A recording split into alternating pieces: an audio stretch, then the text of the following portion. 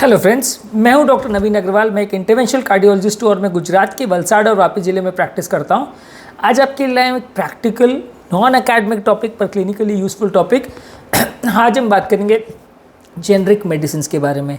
क्या heart patients के लिए जेनरिक मेडिसिन एडवाइजेबल है, लेना चाहिए या नहीं? बेसिकली जेनरिक मेडिसिन क्या होती है, ये इनका कॉन्सेप्ट क्या है, इनकी कितनी क्रेडिबिलिटी है और क्या एज अ कार्डियोलॉजिस्ट मैं रिकमेंड करता हूँ जेनरिक मेडिसिन लेने को या नहीं। ऑब्वियसली ये मेरा निजी व्यू है, ये मेरा अपना व्यू है।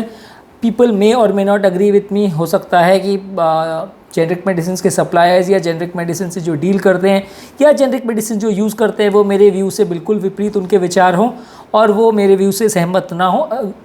मैं उसको क्रिटिसाइज़ नहीं करता हूँ, लेकिन हाँ, ये मेरा अपना मत है। एज अ कार्डियोलॉजिस्ट मैं आपको जो सलाह देता हूँ या मैं अपने पेशेंट्स को जो सलाह देता हूँ, मैं इस वीडियो के माध्यम से आपको वो पहुँचाऊँगा। अगर आप उससे एग्री करते हैं तो वेल एंड गुड, अगर आप नहीं एग्री करते तो डेफिनेटली आप भी सही हो सकते हैं। मैं ऐसा नहीं कह रहा हूँ, लेकिन ये मेरा अपना राय है और इसे मानना नहीं मानना आप पर निर्भर करता है। ये वीडियो आपके लिए इंटरेस्टिंग होगी, इसलिए मैं रिक्वेस्ट करूँगा कि जो लोग मेरे चैनल पर नए हैं वो इस वीडियो को एंड तक देखें। और अगर आप तक अपने चैनल को सब्सक्राइब नहीं किया है तो कृपया मेरे चैनल को सब्सक्राइब करें, ताकि मुझे इसके लिए फर्दर वीडियोस बनाने के लिए और इंस्पिरेशन और मोटिवेशन मिले और हम आपके लिए इतना अच्छा कंटेंट या यूज़फुल और प्रैक्टिकली यूज़फुल कंटेंट साधारण भाषा में आपके लिए रेगुलरली लाते रहें। और जब भी हम इस तरह का कंटेंट अपलोड करें तो मेरे सब्सक्राइबर्स को उसका नोटिफिकेशन मिल जाता है, तो आप उस कंटेंट का तुरंत लाभ ले सकते हैं। आते हैं आज के टॉपिक पर। जेनरिक मेडिसिन क्या है? जेनरिक मेडिसिन बेसिकली दवाइयाँ दो तरह की होती है, एक ब्रांडेड मेडिसिन और एक जेनरिक मेडिसिन।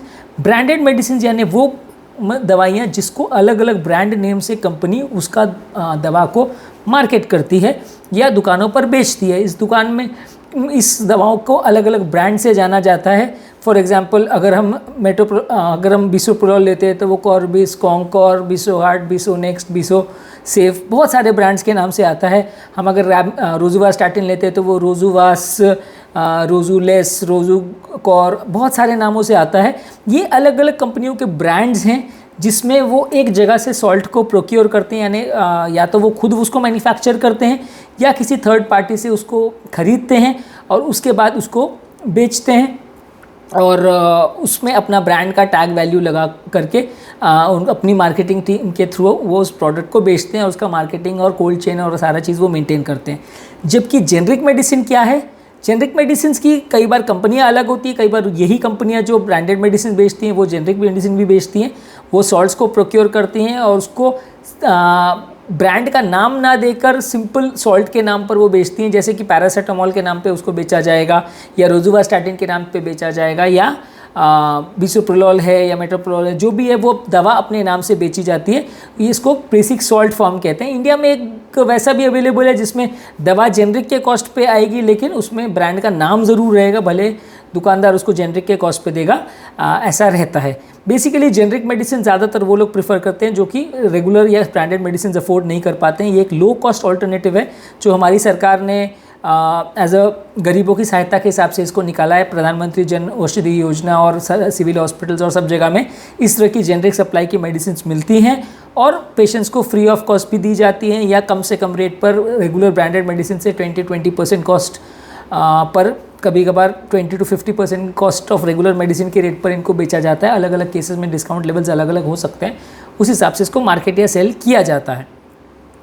जेनरिक मेडिसिन और ब्रांडेड मेडिसिन में फ़र्क है सबसे इम्पोर्टेंट कॉस्ट का, कि ब्रांडेड मेडिसिन का कॉस्ट उसमें क्योंकि अलग अलग लेवल्स में डिस्ट्रीब्यूटर्स का, मार्केटिंग पीपल का, बहुत लोग का मार्जिन रहता है, तो इसलिए कॉस्ट उसका ज़्यादा रहता है। जेनरिक मेडिसिन का कंपेरेटिवली कॉस्ट कम रहता है, ऑलमोस्ट रेगुलर से आधा रहता है।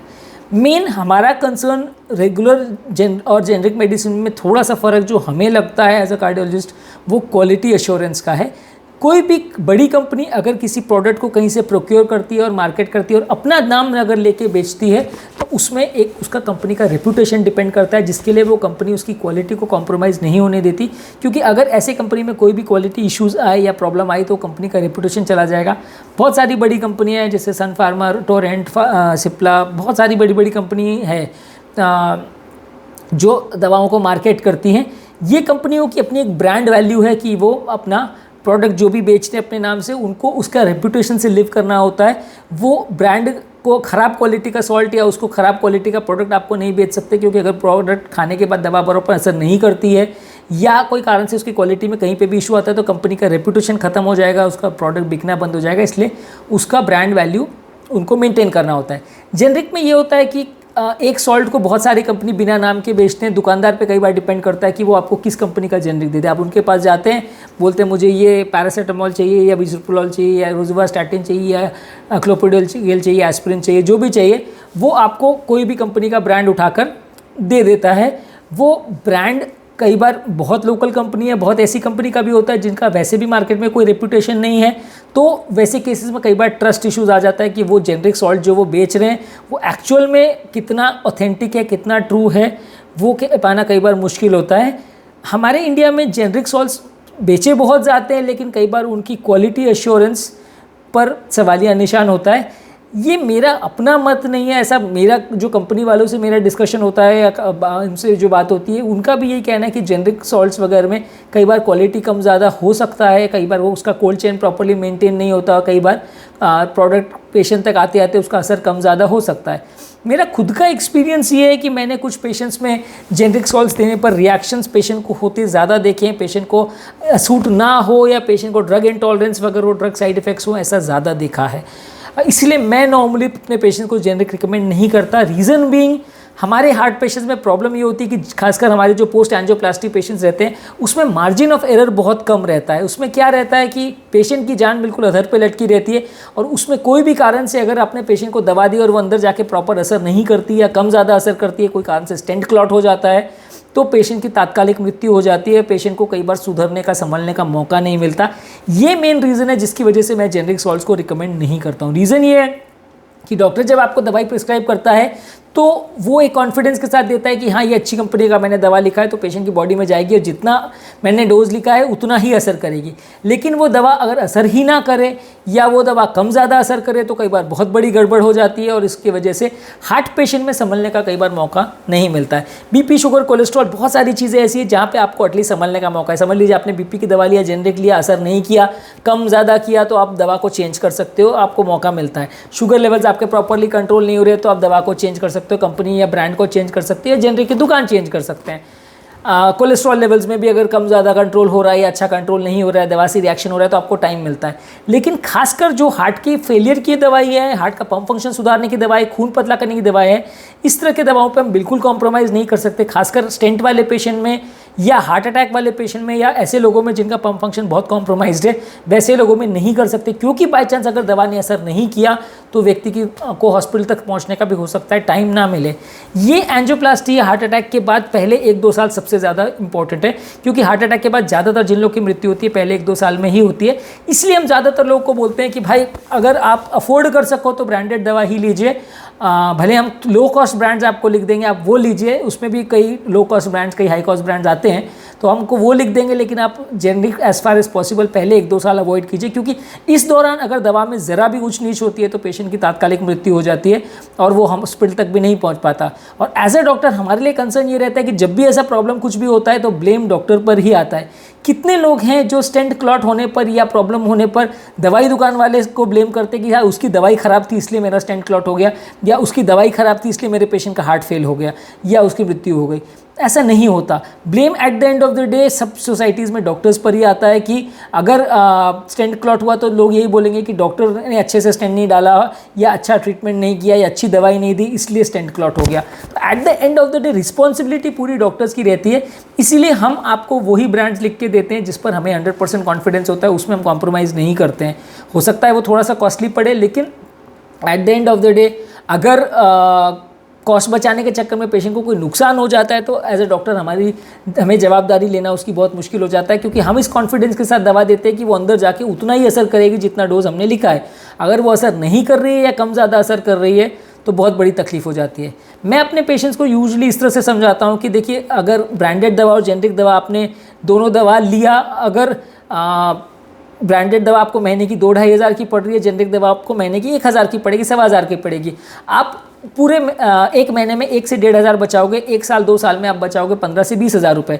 लेकिन इस दौरान अगर कोई भी कारण से व्यक्ति की कंडीशन बिगड़ जाती है या उसका हार्ट फेलियर हो जाता है या कोई कारण से उसे भर्ती करना पड़ता है, तो वो 1 से 2 दिन का हॉस्पिटल स्टे भी अगर होता है तो भी उससे कहीं ज़्यादा खर्चा हो जाता है। तो वो 10-15 हज़ार तो वो दवाइयों में बचाता है, वो उसका वहाँ निकल जाता है।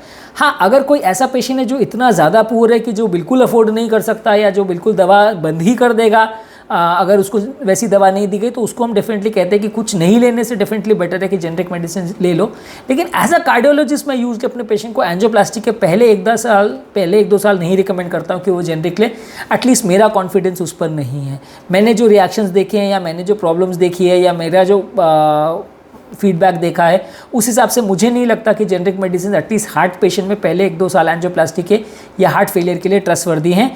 हाँ, अगर हमारी सरकार ये 100% एश्योर करे कि जो जेनरिक मेडिसिन है वो 100% क्वालिटी मेंटेन्ड है, उनके सारे टेस्ट और सारे मानक 100% श्योर शॉट हैं, स्टैंडर्ड कंपनी की जेनरिक्स आ रही हैं, तो डेफिनेटली आप जेनरिक ले सकते हो। पर जेनरिक भी कई बार ऐसे लोकल कंपनियों की मैन्युफैक्चरिंग होती है कि जिसमें क्वालिटी आपने उन कंपनियों का नाम भी नहीं सुना होता है, तो वैसी कंपनियों का जेनरिक लेने में आपको ट्रस्ट बिल्कुल नहीं कर सकते, क्योंकि दवाई दुकान वाला आपको कौन से ब्रांड का जेनरिक देगा आपको भी नहीं पता। आप जाके उनको बोलते हो कि मुझे एस्पिरिन क्लोपिडल का कोई कॉम्बिनेशन दे दो, वो आपको कौन सा कॉम्बिनेशन देगा? ऑब्वियसली वो आपको वही कॉम्बिनेशन देगा जेनरिक का जिसमें उसको सबसे ज़्यादा मार्जिन है या जो उसको सबसे ज़्यादा प्रॉफिटेबल लगती है, पर उसमें क्वालिटी एश्योरेंस है या नहीं, वो किस ब्रांड का जेनरिक है आपको भी नहीं पता। तो डॉक्टर्स अगर अपना मत यूज़ करके आपको अगर कोई दवा लिखते हैं तो वो यूजली स्टैंडर्ड ब्रांड का होता है, उसमें क्वालिटी कॉम्प्रोमाइज़ होने का चांस कंपैरेटिवली कम है एज़ कम्पेयर टू अगर दवाई दुकान वाला डिसाइड करेगा कि उसको कौन से ब्रांड का देना है जेनरिक, तो उसमें कई बार क्वालिटी कॉम्प्रोमाइज़ होने का चांस ज़्यादा है। तो इसलिए मैं एज अ कार्डियोलॉजिस्ट यूजली अपने पेशेंट्स को मना करता हूँ। हो सकता है एज अ पेशेंट आपका ओपिनियन मुझसे अलग हो, एज अ गवर्नमेंट ऑफिशियल लोगों का ओपिनियन मुझसे अलग हो सकता है, पर अगर फ्रैंकली अगर एक पेशेंट हूँ या मेरा कोई रिलेटिव पेशेंट है तो मैं उसे डेफिनेटली नहीं रिकमेंड करूँगा कि वो इस तरह का क्वालिटी कॉम्प्रोमाइज़ करे हार्ट अटैक के पहले 1-2 साल में। उसके बाद जब एक बार सिचुएशन सेटल हो जाता है, कंडीशन स्टेबल हो जाती है, तो फिर उसके बाद अगर वो कॉम्प्रोमाइज़ करता भी है तो कई बार चलता है, लेकिन यूजली पहले 1-8 साल में मैं डेफिनेटली अपने पेशेंट को रिकमेंड नहीं करता हूँ कि वो कोई भी तरह का दवा में क्वालिटी कॉम्प्रोमाइज़ करे। हाँ, अनलेस वो बिल्कुल फाइनेंशियली बैंकरप्ट है और बिल्कुल पैसे नहीं अफोर्ड कर सकता, दवा बंद ही कर देगा, वैसी सिचुएशन है तो अलग बात है। पर usually as far as possible angioplasty के बाद या हार्ट अटैक के पहले 1-2 साल I would recommend my patients की जेनरिक मेडिसिन ना ले। स्टैंडर्ड कंपनियों को ले, भले लो कॉस्ट स्टैंडर्ड मेडिसिन ले लेकिन क्वालिटी कॉम्प्रोमाइज़ ज़्यादा ना करें, क्योंकि आपको सिंपली हार्ट पेशेंट में कई बार सुधार करने का मौका नहीं मिलता, टाइम नहीं मिलता, व्यक्ति की तुरंत मृत्यु हो जाती है। मेरे इस टॉपिक के माध्यम से मैंने अपना मत व्यक्त किया कि मैं क्यों जेनरिक मेडिसिन प्रीफर नहीं करता हूँ, मैं क्यों अपने पेशेंट्स को एडवाइस करता हूँ। हो सकता है लोगों का ओपिनियन इससे अलग हो और लोग मुझे क्रिटिसाइज़ करें कि नहीं मेरे वेस्टेड इंटरेस्ट हैं इसकी वजह से मैं ऐसा बोल रहा हूँ, पर यूजुअली ये मेरा ओपिनियन है। I may or may not be wrong, I may or may not be right, वो that is for you to decide. पर लेकिन एज़ फार एज़ पॉसिबल मैं अपने पेशेंट्स को ये रिकमेंड करता हूँ कि हार्ट अटैक के बाद या जहाँ पर पेशेंट का मृत्यु लाइफ बिल्कुल बैलेंस पे लटका हुआ है कि एक गलती में ही पेशेंट की तुरंत मृत्यु हो जाएगी, वैसे पेशेंट में दवा की क्वालिटी में बिल्कुल कॉम्प्रोमाइज़ नहीं करना चाहिए। मेरे चैनल का बेसिक पर्पज़ ये कि हार्ट और हेल्थ से रिलेटेड साइंटिफिकली करेक्ट इन्फॉर्मेशन मैं आपके लिए इजीली अवेलेबल करता हूँ, ताकि इस तरह की इन्फॉर्मेशन आपको उसके लिए दर दर भटकना ना पड़े, आपको डॉक्टर्स और फ्रेंड्स और रिलेटिव्स पर डिपेंडेंट ना होना पड़े। डॉक्टर्स कई बार टाइम कंस्ट्रेंट की वजह से सारी चीज़ें नहीं बता पाते और फ्रेंड्स और रिलेटिव से मिली हुई इन्फॉर्मेशन कई बार आधी सही आधी गलत होती है, जिसको फॉलो करने से कई बार फ़ायदा होने के बदले नुकसान भी हो जाता है।